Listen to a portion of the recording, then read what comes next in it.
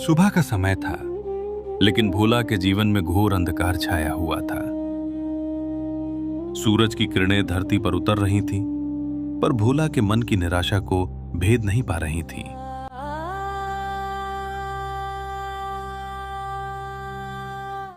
वो अपने छोटे से टूटे फूटे झोपड़े से निकला। कदमों में भारीपन था, जैसे पैरों में मन भर का लोहा बंधा हो। उसका नाम भोला था और स्वभाव भी वैसा ही निश्चल। लेकिन गरीबी ने उस निश्चलता को कुचल दिया था।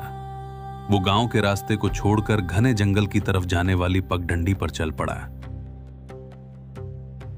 उसकी आंखों में आंसू सूख चुके थे, बस एक पथराई हुई शून्यता थी।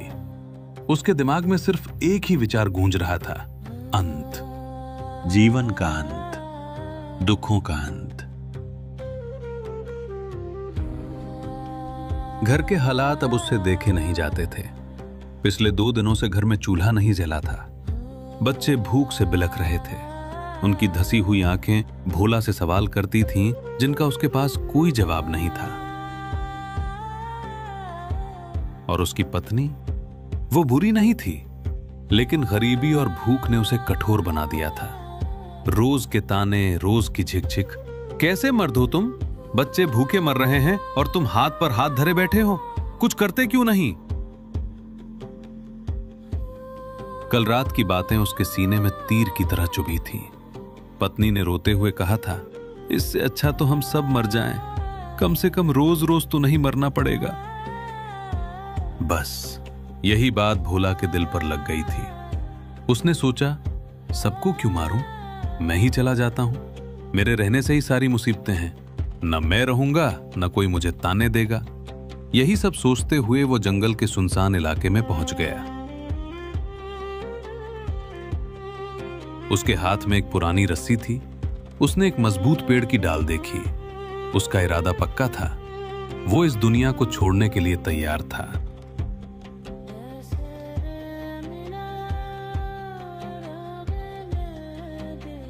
भोला अभी रस्सी का फंदा बना ही रहा था कि अचानक पीछे से एक गंभीर और शांत आवाज आई।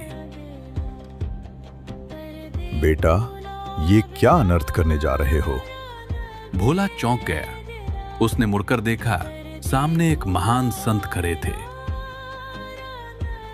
उनके चेहरे पर सूर्य जैसा तेज था, आंखों में असीम करुणा और सफेद दाढ़ी हवा में लहरा रही थी। उनके व्यक्तित्व में ऐसा आकर्षण था कि भोला के हाथ से रस्सी छूट गई। संत ने पुनः पूछा, इतनी सुबह सुबह इस घने जंगल में हाथ में रस्सी लिए कहां जा रहे थे तुम? तुम्हारे चेहरे पर यह मृत्यु की छाया कैसी? भोला का बांध टूट गया। वह वहीं घुटनों के बल बैठ गया और फूट फूट कर रोने लगा।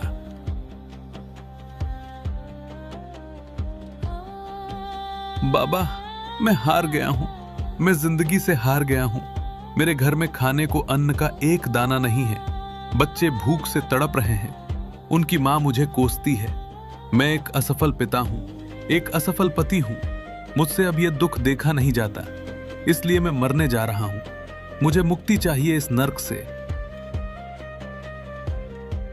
संत ने बहुत धैर्य से उसकी बातें सुनी। उनके चेहरे पर मुस्कान की एक हल्की लकीर उभरी। उन्होंने भोला के सिर पर हाथ रखा और बोले, पगले, किसने कहा कि मरने से दुख खत्म हो जाते हैं? ये जीवन तो कर्म भूमि है। तुम जो आज भोग रहे हो, वो तुम्हारे ही पिछले कर्मों का फल है। अगर तुम आज आत्महत्या कर लोगे तो ये शरीर तो छूट जाएगा, लेकिन तुम्हारे कर्मों का हिसाब बाकी रह जाएगा। तुम्हें फिर जन्म लेना पड़ेगा और फिर इन्हीं दुखों को भोगना पड़ेगा। ये कायरता है बेटा। भोला ने सिसकते हुए पूछा, तो मैं क्या करूं बाबा? मेरे पास कोई रास्ता नहीं बचा है। संत ने कहा, रास्ता है बेटा, रास्ता हमेशा होता है। तुम धन के पीछे भाग रहे हो, इसलिए दुखी हो। तुम उस परम पिता परमात्मा को भूल गए हो, जो चींटी को भी कण और हाथी को भी मण देता है। तो मैं क्या करूं? काम करो, अपने परिवार का पेट भरने के लिए मेहनत करो, लेकिन काम करते समय अपने मन को संसार में मत फंसाओ। हाथ काम में और मन राम में लगाओ। उस मालिक का नाम सुमरिन करो, भजन करो। याद रखना, दुनिया तुम्हें ठुकरा सकती है, लेकिन जिसका हाथ भगवान पकड़ लेते हैं उसे तीनों लोकों में कोई दुखी नहीं कर सकता। भगवान के सिमरन में ही सच्चा सुख है, बाकी सब मिथ्या है। संत की वाणी में गजब का जादू था। उनकी बातें सीधे भोला के हृदय में उतर गईं, जैसे अंधेरे कमरे में किसी ने दिया जला दिया हो। उसे अपनी गलती का एहसास हुआ। उसने संत के चरण पकड़ लिए। बाबा, आपने मेरी आंखें खोल दी। मैं भटक गया था, अब मैं वही करूंगा जो आपने कहा। संत ने उसे आशीर्वाद दिया और अपनी राह चले गए। भोला ने वो रस्सी वहीं फेंक दी। उसके मन से मरने का विचार पूरी तरह गायब हो चुका था। अब उसके अंदर एक नई ऊर्जा थी, एक नया विश्वास था, सिमरन का विश्वास। भोला उल्टे पांव घर लौट आया। उसने घर पर किसी से कुछ नहीं कहा, चुपचाप एक कोने में जाकर सो गया। पत्नी ने सोचा शायद कहीं से थक कर आया है, इसलिए उसने भी कुछ नहीं पूछा। अगली सुबह एक नया भोला उठा। उसने स्नान किया और हमेशा की तरह काम पर जाने के लिए तैयार हुआ। पत्नी को लगा कि शायद आज कुछ दिहाड़ी मिलेगी तो शाम को चूल्हा जलेगा। भोला घर से निकला। वह गांव से दूर एक एकांत स्थान पर गया जहां एक विशाल बरगद का पेड़ था। वह उस पेड़ के नीचे बैठ गया। उसने आंखें बंद की और संत की बातों को याद किया। हाथ काम में, मन राम में। शुरुआत में उसका मन भटका। घर की चिंता, बच्चों की भूख उसे सताने लगी, लेकिन उसने जोर लगाकर अपना ध्यान भगवान के नाम पर केंद्रित किया। धीरे धीरे जैसे जैसे वह नाम जपता गया, उसे एक अजीब सी शांति महसूस होने लगी। एक ऐसी शांति जो उसने पहले कभी अनुभव नहीं की थी। भूख, प्यास, चिंता सब गायब हो गई। वह सिमरन में इतना लीन हो गया कि उसे दिन और रात का भान ही नहीं रहा। शाम हुई, अंधेरा घिरने लगा। तब भोला की समाधि टूटी। उसे याद आया कि उसे घर जाना है। वह उठा और घर की ओर चल पड़ा। हाथ खाली थे, जेब खाली थी, लेकिन मन भरा हुआ था। घर पहुंचते ही पत्नी की उम्मीदों पर पानी फिर गया। उसने देखा कि भोला खाली हाथ आया है। उसका गुस्सा 7वें आसमान पर पहुंच गया। दिन भर कहाँ थे? क्या लाए हो? बच्चे सुबह से पानी पी पी कर सो गए हैं। तुम्हें जरा भी शर्म नहीं आती? भोला चुप रहा। वो क्या कहता कि वो जंगल में बैठकर भगवान का नाम ले रहा था। अगर सच बोलता तो पत्नी और झगड़ा करती, शायद उसे पागल समझती। उसने चुपचाप ताने सुने और सो गया। कई दिन ऐसे ही बीत गए। भोला रोज सुबह काम के बाद निकलता, दिन भर एकांत में बैठकर सिमरन करता और शाम को खाली हाथ लौट आता। उसका शरीर कमजोर होता जा रहा था, क्योंकि घर में खाने को कुछ था नहीं, लेकिन उसकी आत्मा सिमरन के रस से मजबूत होती जा रही थी। उधर घर में हालात बद से बदतर हो गए। अब पत्नी का धैर्य जवाब दे चुका था। एक शाम जब भोला लौटा तो पत्नी ने उसे दरवाजे पर ही रोक दिया। उसकी आंखों में अंगारे दहक रहे थे। अब बहुत हो चुका, मुझे सच सच बताओ, तुम रोज जाते कहाँ हो? पहले तो कुछ न कुछ ले आते थे, अब तो धेला भी नहीं लाते। कौन सा काम कर रहे हो तुम? भोला धर्म संकट में फंस गया। सत्य कहे तो मुसीबत, झूठ कहे तो पाप। लेकिन घर में शांति बनाए रखने के लिए उसे झूठ का सहारा लेना पड़ा। उसने कहा, भाग्यवान, तुम चिंता मत करो, मुझे एक बहुत बड़ा काम मिला है। मैं शहर में राजा के महल में जाता हूं। वहां राजा जी मुझसे कथा सुनते हैं। मैं रोज उन्हें भगवान की कथा सुनाता हूं। तुम और तथा, तुम्हें आता क्या है? और अगर कथा सुनाते हो तो राजा तुम्हें कुछ देता क्यों नहीं? भोला ने बात संभाली। अरे पगली, राजा है वो, रोज रोज थोड़े ही पैसे देंगे। ये कोई दिहाड़ी मजदूरी नहीं है, ये एक अनुष्ठान है। जिस दिन कथा पूरी होगी, जिस दिन भोग पड़ेगा, उस दिन राजा मुझे इतना धन देंगे कि हमारी 7 पुश्तें बैठकर खाएंगी।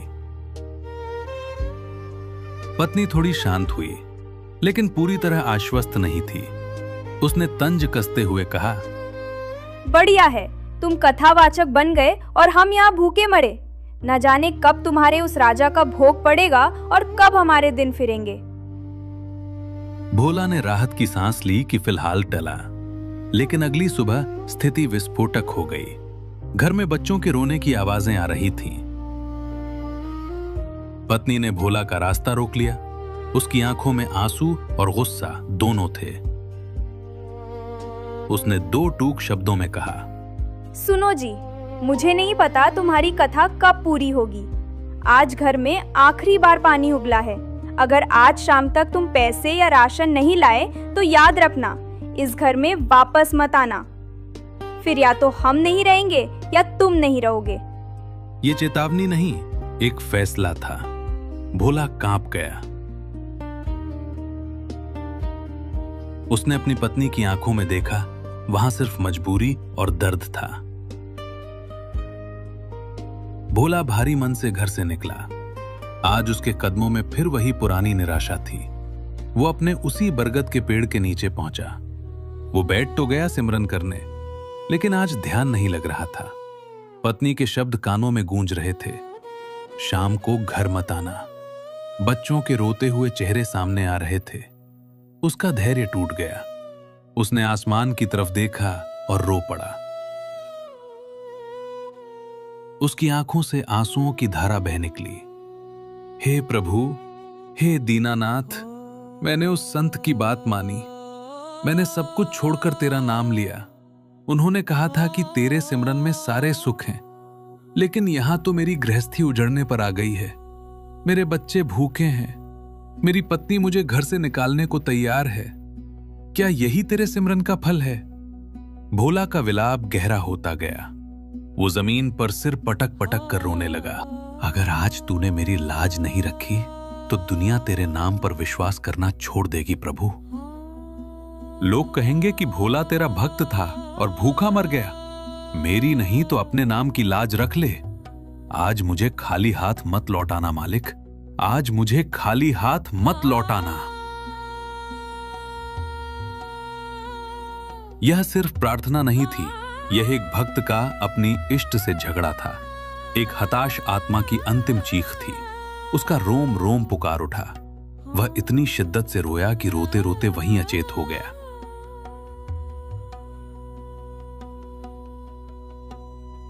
कहते हैं, जब भक्त की पुकार सच्चे दिल से निकलती है तो वह 7 आसमान चीर कर परमात्मा के सिंहासन तक पहुंचती है। भोला की पुकार भी पहुंच गई। दोपहर का समय था।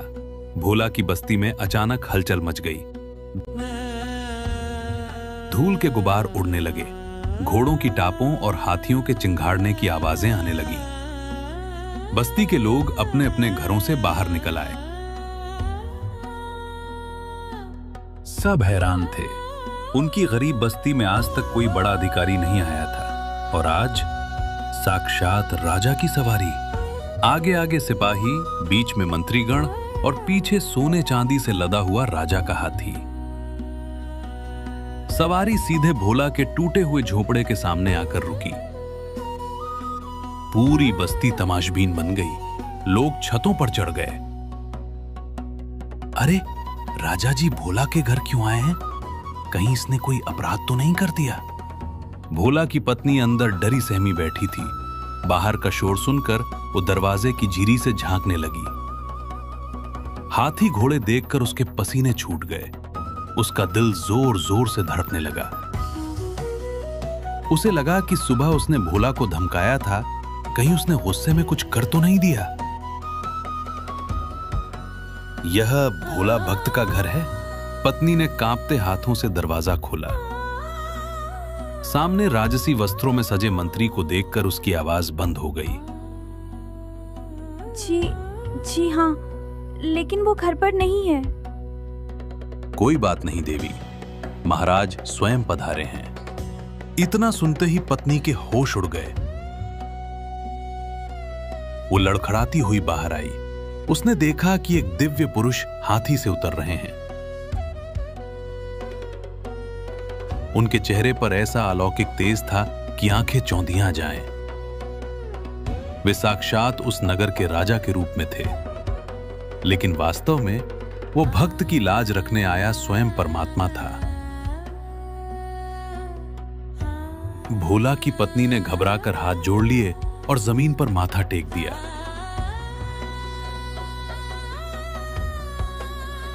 महाराज, हमारे अहोभाग्य कि आप हमारी कुटिया पर पधारे।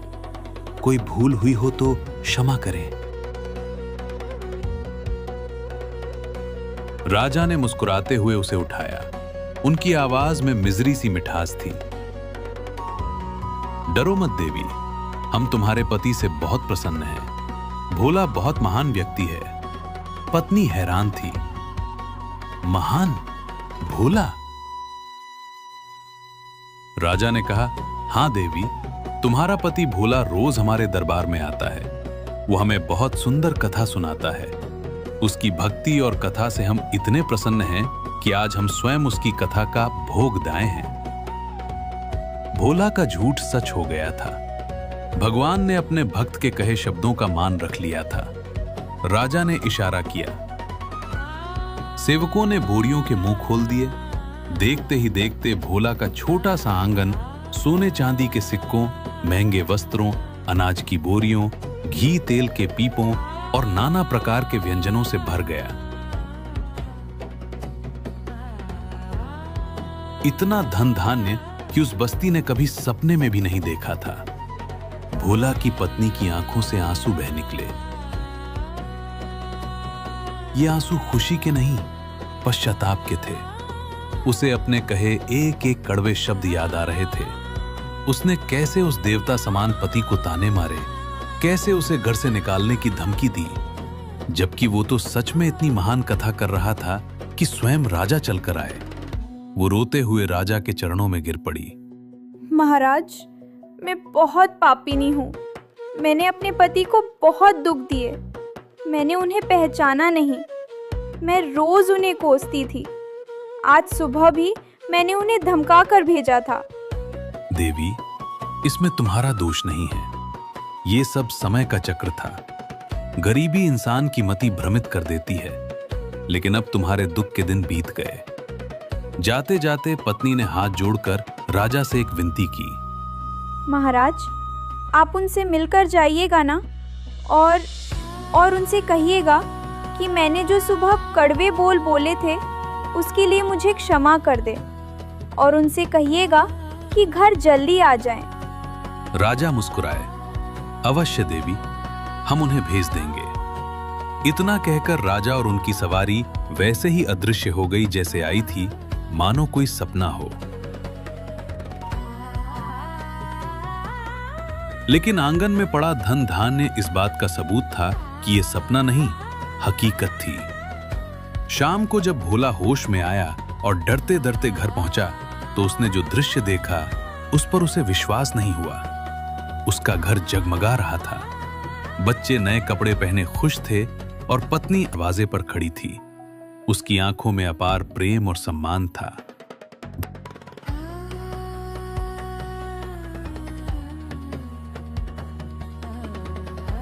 भोला ने जब पूरी बात सुनी तो वो समझ गया।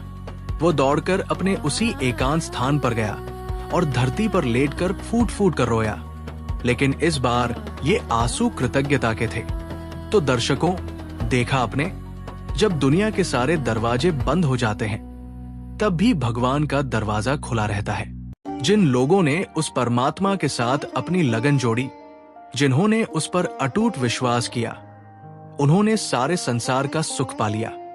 और जो लोग भगवान से नाता तोड़कर केवल अपने परिवार, बच्चों और धन दौलत में ही सुख ढूंढते रहे, जो दिन रात माया के पीछे भागते रहे, उन्होंने अंततः कुछ हासिल नहीं किया। जीवन भर की दौड़ के बाद भी उनके हाथ खाली ही रहे और अंत समय में ये माया उनका साथ नहीं देगी। इसलिए अपने जीवन में काम जरूर करें, जिम्मेदारियां निभाएं, लेकिन उस परमपिता को कभी न भूलें, क्योंकि जब उसकी कृपा बरसती है तो छप्पर फाड़ कर बरसती है, जैसे भोला पर बरसी।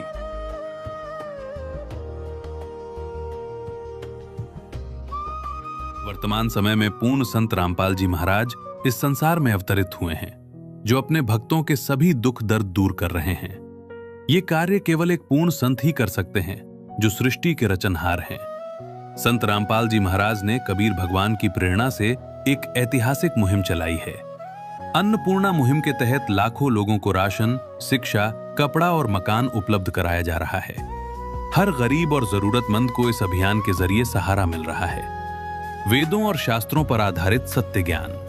संत रामपाल जी महाराज का ज्ञान किसी भी प्रकार का आडंबर नहीं है, बल्कि ये पूर्ण रूप से वेदों और पवित्र ग्रंथों पर आधारित है।